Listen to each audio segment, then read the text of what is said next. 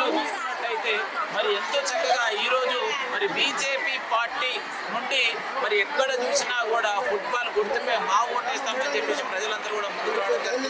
మరి ఈ రోజు ఎన్నికల ప్రచారంలో భాగంగా ఇక్కడ ఉన్నటువంటి వార్డు సభ్యులందరూ కూడా ఉన్నారు. మరి ఈ యొక్క చక్కటి కార్యక్రమానికి ముఖ్య అతిథిగా ఇచ్చేసినటువంటి సో చాలా మంది నాయకులు సర్పంచ్ ఎలక్షన్స్ వస్తున్నాయంటే ఒక పార్టీలో ఉండి ఇంకో పార్టీలకు మరి సీటు కోసం వెళ్తారు, కానీ అలాంటి పనులు లేకుండా 40 సంవత్సరాల నుంచి ఒకే పార్టీలో ఉన్నట్టు ఒకటే పార్టీలో ఉన్నాడు, ఒకటే సిద్ధాంతం కోసం పనిచేస్తున్నాడు. అదే బీజేపీ తరఫునే పోరాటం చేస్తున్నాడు తప్ప పార్టీలు మారేటటువంటి నాయకులు కార్యకర్తలు బీజేపీలో తక్కువ ఉండరు. ఈరోజు మా నరేంద్ర మోడీ గారు చేసేటటువంటి అభివృద్ధి, ఈరోజు గ్రామాలను చేస్తున్నటువంటి అభివృద్ధి, ఆయన ఈరోజు సీసీ రోడ్లైనా, డ్రైనేజీలైనా, వీధి లైట్లైనా, శ్మశాన వాటికలైనా, రైతు వేదికలైనా, ఇలా మహిళలకు కానీ యువతకు కానీ ఎన్నో సంక్షేమ పథకాలు తీసుకొచ్చినా, రైతులకు ఎన్నో సంక్షేమ పథకాలు తీసుకొచ్చినా, ఈరోజు నరేంద్ర మోడీ గారు 12 సంవత్సరాల్లో చేసినటువంటి అభివృద్ధిని చూసి ఈరోజు మా కరడగట్టినటువంటి నాయకులు యాదయ్య లాంటి వాళ్ళు, బాబురావు, లతా బాబురావు లాంటి వాళ్ళు ఇలా ఎంతో మంది నరేంద్ర మోడీ నాయకత్వాన్ని బలపరుతూ బీజేపీలో చేస్తూ ఉన్నారు. ఈరోజు బీజేపీని బలోపేతం చేస్తూ ఉన్నారు. మా ఓటు బ్యాంక్ ఈరోజు పెంచింది ఈరోజు అటువంటి నాయకులు, వాళ్ళు మాకు అండగా ఉన్నారు.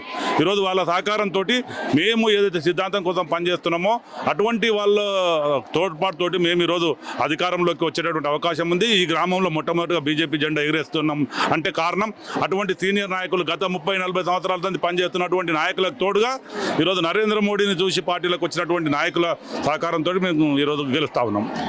సో రైట్, చూసిరు కదా. ఏది ఏమైనా కూడా మరి ఇతర పార్టీలకి బీజేపీ పార్టీకి పోల్చుకుంటే ఇతర పార్టీలు చూసినట్టే పైసలకు మందు కమ్ముడు పోయే పార్టీలు, మరి ఈ పార్టీలో మాత్రం మరి ఏదైతే వేసుకున్నటువంటి కండువకే ప్రధానంగా ప్రాధాన్యం ఇచ్చి మరి మేము పోటీలో ఉన్నాం, గెలవబోతున్నాం, గెలిపించుకోబోతున్నాం అని చెప్పేసి మన మాటలో తెలియజేయడం. మరి ఇక్కడ ఉన్నటువంటి మరి నాయకుడు మరి సేవ చేయడానికి సిద్ధంగా ఉన్నటువంటి జగదీశ్వర్ రెడ్డి గారు మనతో పాటు. అన్న నమస్తే.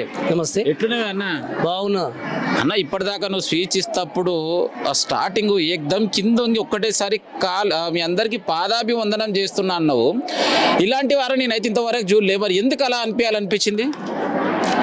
నా వ్యక్తిత్వం అట్లాంటిది. నేను ఎందుకు నాకు తెలియదు, ఆ భగవంతుడు నాకేమి ఇచ్చిండు నాకు తెలియదు, కానీ నేను ముందు సంది కూడా నాది కొన్ని బుద్ధులు అట్లే ఉంటాయి. నాకు అందరి కింద కాళ్ళ కిందనే ఉండాలనుకుంటా తప్ప నేను ఎప్పుడు ఎవరు నెత్తిలో కూర్చోవాలనుకోను.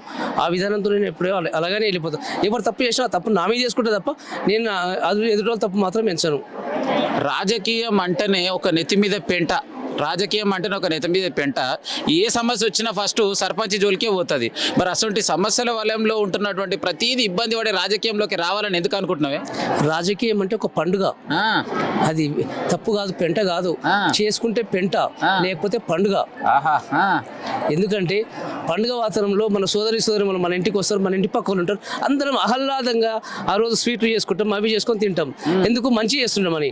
మరి పెంట అంటే ఏంది? వాళ్ళు నిజంగా గలిశాతం చేసే పెంటనే కదా, మనం ఏమిటి వణికిరాం కదా. నాకైతే పండుగనే, రాజకీయం అంటే నాకు పండుగనే. సేవ చేసే మార్గం ఉంటుంది పండుగతోనే. నేను సేవ చేస్తా, ఆ పండుగ వాతావరణం చూపించాలని నా కోరిక, ప్రధానమైన కోరిక. నా ఎంబడిన వాళ్ళతో కూడా అదే పండుగ వాతావరణం తీసుకొస్తాను. మరి టీవీ చూస్తున్న మీ లేమూరు గ్రామ ప్రజలందరికీ చివరి మాట, ఇవాళ ఒకటే రోజు ఉంది, రేపు రోజు ఎల్లుండి ఎలక్షన్లు, వాళ్ళకి ఏం చెప్తాం ఫైనల్గా ఇచ్చే సందేశం? అందరినీ ఆలోచించి ధర్మంగా ఓటేయమని చెప్తున్నాను. మనిషి చూడండి, లివాటోళ్ళందరి గురించి మీరు ఆలోచన చేయండి. ఎట్టికి ఓట్లేదు మనకి. ఎందుకంటే డాక్టర్ బాబాసాహెబ్ అంబేద్కర్ గారు మనకు రాజ్యాంగంలో కల్పించింది ఏంటంటే ప్రధానమంత్రి కాడికి వెళ్ళి చెప్పరాసేదాకా ఒకటే ఓటు ఉంటుంది. చిన్న పేదోడు చనిపోయే వ్యక్తి కాడికి వెళ్ళి బలమున్న వ్యక్తికి ఒకటే ఓటు ఉంటుంది. అంటే ఓటుకు అంత విలువ ఉంది. ఆ ఓటు విలువించాలని నా ప్రధాన ఉద్దేశం. ఆ ఉద్దేశంతో మీరు ఆలోచన చేసి ఓటేయండి తప్ప ఎవరెన్ని పైసలు ఇచ్చినా తీసుకోరు. ఎందుకంటే అందరికీ ఆశ ఉంది, ఇస్తామంటారు. రాజకీయం అంటే ఇలా పైసలతో కూడుకున్నది. వాస్తవం మహాభారతంలో శ్రీకృష్ణుడు కొన్నిసార్లు ఏం చేసిండు, తప్పును చేయాలంటే కొంచెం వెనుక జరిగి మళ్ళీ జయించిండు. మేము కూడా కొంచెం ఒకవేళ అక్కడిక్కడ ఇట్లా అయినా కానీ జయించేందుకు ఖచ్చితంగా మంచి మార్గాలు ఎంచుకొని మేము తప్పక జయిస్తాం. ఈ దేశంలో మన ఈ రాజ్యాంగాన్ని ఖచ్చితంగా కాపాడేందుకు మేము ప్రయత్నం చేస్తాం. ఫైనల్గా మీకు వచ్చినటువంటి గుర్తు ఏంది?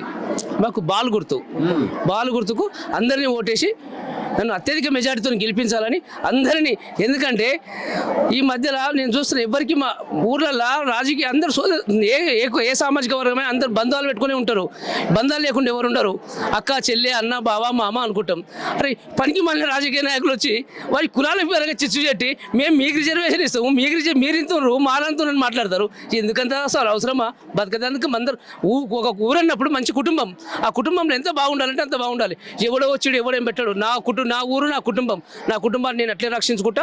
దాంతోపాటు నా దేశాన్ని కూడా సేవ చేసేందుకు నా కుటుంబంకి వెళ్ళి నేను పనులు తయారు చేస్తాను. రైట్, మనతో పాటు మరి సర్పంచ్గా పోటీకి సిద్ధంగా ఉన్నటువంటి జగదీశ్వర్ రెడ్డి గారు తన అమూల్యమైన సందేశం తెలియజేశారు. సో మనతో పాటు సీనియర్ అన్న, నమస్తే. నమస్తే. ఏం పేరు అన్న? నా పేరు యాదయ్య. ఎట్లున్నావు అన్న?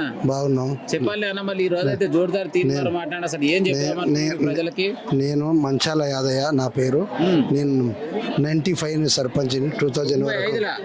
తర్వాత మా మిస్సెస్ ఎంపీటీసీ, తర్వాత ఇప్పుడు ప్రజెంట్గా నేను మాజీ ఎంపీటీసీని.